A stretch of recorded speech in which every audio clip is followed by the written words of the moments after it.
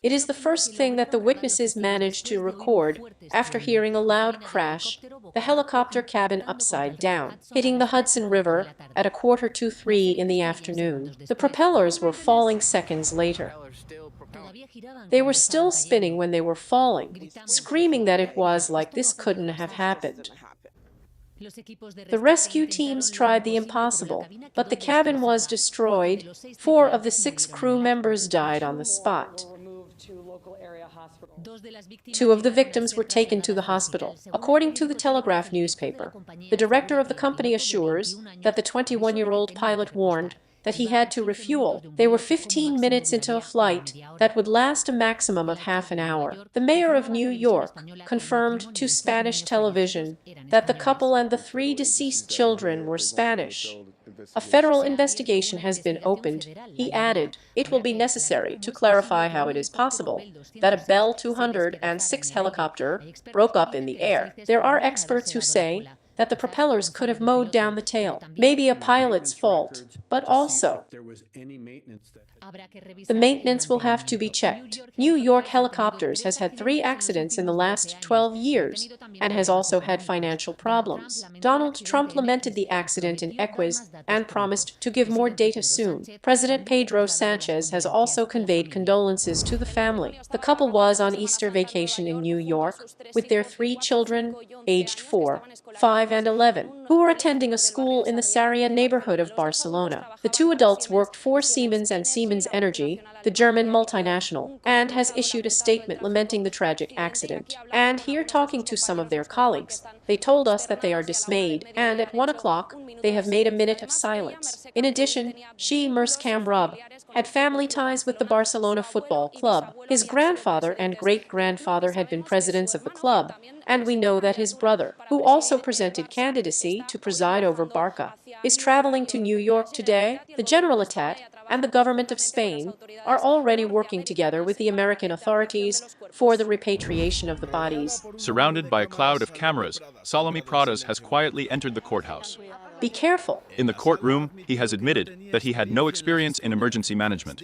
She says that her position was purely institutional and that she did not direct anything, because she considers that since she has no studies or training, because she assumes none, she delegates everything to the technicians. During Prada's statement, he has only answered his lawyer's questions. He points to the provincial fire chief as the one responsible for reporting on protective measures. And of course, they have also let there be some kind of responsibility on the government delegate. The former minister has provided a list of calls, including those made by President Mazon that afternoon. He says that they did not wait for him to launch the warning message, and that if he was delayed, it was because of the instructions of the technicians. There are state rules, there are regional rules, there are rules that affect the municipalities. She said she was there at the foot of the canyon all day. Then it was the turn of his number 2, the regional secretary of emergencies, who defended that his competences ended at the moment when the alert level was raised. He blames the 101-12 for not sending the information about the calls.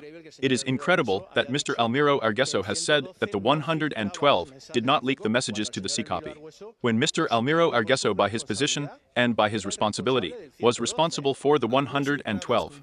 Argueso and Pradas agree in accusing the state agencies of not communicating that the Chicken Ravine could overflow. The conclusion is that they claim that this lack of information derives from the fact that the JCAR Hydrographic Confederation did not keep them informed. Emilio Argueso has acknowledged that it was not assumed recently that the troops guarding the ravine were withdrawn, and claims that the deputy director of emergencies was on vacation on the day of the Dana. And in Europe, he flatly denies having paid a rent to the former Minister Ballos directly or through third parties. It does so after the UGO, in its latest report on the Coldo case, pointed it out as a consideration for the public bailout that the government granted to Air Europa. The company also denies that it asked Bego Gomez to intervene in the rescue. It is truly surprising that the prosecutor's office, which among other of its competences is to prosecute crime, each and every one of its decisions is aimed at hindering the investigation into a possible crime. It is false. It is a lie that in one way or another someone was an intermediary in the rescue of Europe, much less the environment linked to the president of the government. They probably thought about it as soon as they looked out of the window today. You've been thinking about staying here in Madrid. And then it gets a little annoying, the walks, the parks with the kids. It bothers you because you can't make plans. We take out the umbrella again. Besides, this rain is like super heavy, it's not rain. And of course, going on vacation is like that, to think about it. At the last minute, we decided to cancel it. The processions and everything seems to me to be passing through water. We had booked a long time ago because we thought it would be sunny. We haven't fully decided yet. I'll be careful with the car and such to go there. But I don't think that. I think I'm going there. She is leaving now for El Moria. There we already see the beaches ready, but the sky does not accompany much. Some people don't care about that either. Well, if that's it, doesn't matter. If it rains, the beach is great anyway. The fact is that, given what we have seen, many have already thought about alternatives. A little more about the museum, about being inside. I will dedicate myself to reading, to writing. In bad weather, good face. Without a doubt, the best plan. The tariff duet between Washington and Beijing is festering. China picks up the gauntlet and starting tomorrow raises tariffs on all U.S. products from 84 to 125%. And he says he's going to ignore Trump's potential rate hikes from now on. The government assures that at the current level, there is no longer any possibility for the Chinese market to import any products from the United States. Beijing says the tariffs Washington is imposing on China are against common sense, against international norms, and against the world economic order, a commercial blackmail that is generating serious turbulence in the world economy. Sánchez returns to defend his trip to China, the third in 2 years. China is also an essential partner when it comes to addressing global challenges. And he responds to criticism from the United States for making this visit in the middle of a tariff war. Spain's foreign policy is not against anyone. It is in favor of understanding between countries, the defense of the multilateral order, and free trade. Although Sánchez has also told the Chinese president that the trade war does not benefit anyone. The world needs both China and the United States to talk. On a national level, he defends his government's foreign policy. A coherent and consistent policy with what other administrations have done at the state level. And he asks the PP to put the general interest before any other. To have a high level of status and a long look at what are the answers we have to give to extraordinary and formidable challenges, such as this Copernican turn. And he assures that the government will be the first to lead by example.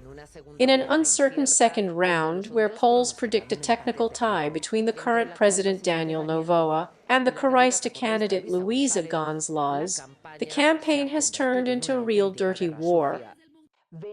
Venezuela is safer today than Ecuador. Networks and artificial intelligence have shown their worst potential. The White House has clarified the rumors surrounding an alleged meeting between Donald Trump and Daniel Noboa. No, this is completely false. Media such as ERT have also been victims of manipulation of all the scandals, and while misinformation spreads like a plague, the hopefuls have opted for confrontation. To the mafias that some of them are the financiers of the candidate González. Rather, I invite you to call someone to do an anti-doping test on our way out of here. In a polarized country, it will be difficult for Ecuadorians to trust in a truce that allows the winner to govern. Historically, Ecuador has been characterized as a country of difficult governance, and in fact, citizens are returning to the polls to elect their third president in 4 years. While these models were parading with the latest Prada autumn-winter collection, the Milanese fashion house was already negotiating the purchase of its rival firm, Versace, in American hands. It is the largest acquisition in the 112-year history of the company, headed by Micha Prada and Patrizio Bertelli, which now ascends positions in the world ranking of luxury as an Italian giant. The French groups are the ones that have dominated the luxury world and continue to do so, because they are at a great distance from these new competitors. But the fact of having Italian brands together in a group makes one look at the market with a new perspective. Key in this operation has been the resignation of Donatella Versace last March, and key also in the price, 1,250 millions of euros compared to the 1,800 for which the Americans bought it back in the day. The moment the luxury sector is living, hit by the weakness of demand in China and by Trump's tariffs. In this tariff world, and in this world of such competitive prices, you need strong groups And it is being seen that small brands need mergers, inflows of funds in order to grow. A sector, that of fashion and luxury, very convulsed, in which the marriage now Prada Versace, discretion versus ostentation, gives rise to a group of 6,300 millions of euros of turnover.